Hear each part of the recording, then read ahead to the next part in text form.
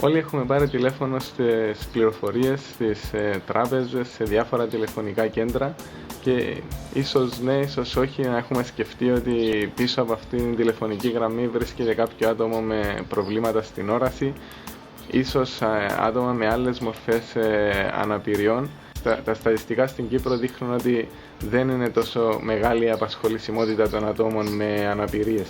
Η τεχνολογία σήμερα προσφέρει λύσεις οι οποίες δίνουν την ευκαιρία σε τέτοια άτομα να μπουν στην αγορά εργασίας λαμβάνοντας τις απαραίτητες ικανότητες, βασικές ικανότητες, και το έχουν αναγνωρίσει πολλά έργα του προγράμματος διαβίου εκπαίδευσης της Ευρωπαϊκής Επιτροπής. Ο σκοπός είναι να αποκτηθούν κάποιες ικανότητες από τα άτομα με αναπηρίες για να μπορούν να εργοδοτηθούν σε βασικές θέσεις όπου που είναι απαραίτητα τα skills πληροφορική και επικοινωνίες.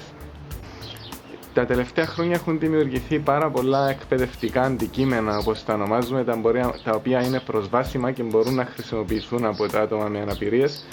Το έργο VP είδε αυτό το κενό και αποφάσισε να μαζέψει όλα αυτά τα εκπαιδευτικά αντικείμενα σε μία πύλη, την οποία ονομάζουμε vp-skills.eu.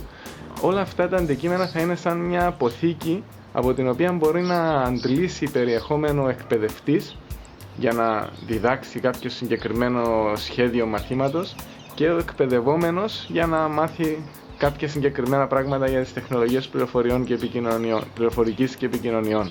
Παράλληλα με αυτή την αποθήκη εκπαιδευτικών αντικειμένων, το έργο VP έχει δημιουργήσει και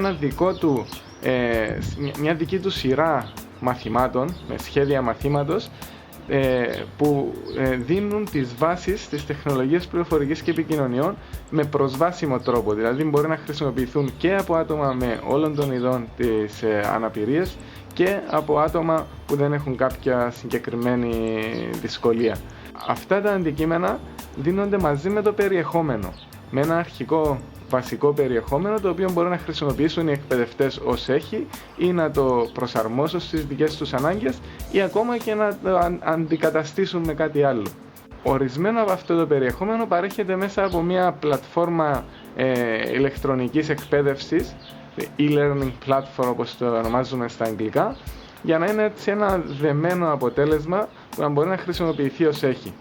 Ευελπιστούμε ότι η πύλη του VP, το vpskills.eu, θα καταστεί ένα ευρωπαϊκό εργαλείο μεταφρασμένο σε 4 γλώσσες. Θα είναι διαθέσιμο σε όλους τους Ευρωπαίους πολίτες, στους εκπαιδευόμενους από τη μία για να ακολουθήσουν ένα προσωπικό πρόγραμμα εκπαίδευσης και στους εκπαιδευτές για να το χρησιμοποιήσουν για τις ανάγκες της εκπαίδευσης, είτε σε βασικό επίπεδο είτε σε εκπαίδευση ενηλίκων. Μαζί με την κοινότητα την τοπική στην Κύπρο, με οργανώσεις που εκπροσωπούν άτομα με αναπηρίες, με ίδια άτομα με αναπηρίες, με τους εκπαιδευτές, με τους carers, αυτούς που έχουν την ευθύνη των ατόμων με αναπηρίες, θα χρησιμοποιήσουμε μαζί τα εργαλεία του VP και θα αποφασίσουμε στο τέλος τι όντως κάνει τη δουλειά για την οποία σχεδιάστηκε, τι χρειάζεται κάποια βελτίωση κτλ. Μέχρι σήμερα έχουν χρησιμοποιηθεί αυτά τα εργαλεία από άτομα με διάφορες μορφές αναπηρίας. Στην Κύπρο έχουν χρησιμοποιηθεί από άτομα με προβλήματα όρασης και κινητικά προβλήματα. Στο εξωτερικό έχουν χρησιμοποιηθεί και από άτομα με προβλήματα ακοής, από άτομα με μαθησιακές δυσκολίες στην Αγγλία, και έχουμε καταφέρει να μαζέψουμε όλη αυτή την πληροφορία και να την λάβουμε υπόψη κατά τη δημιουργία αυτών των εργαλείων.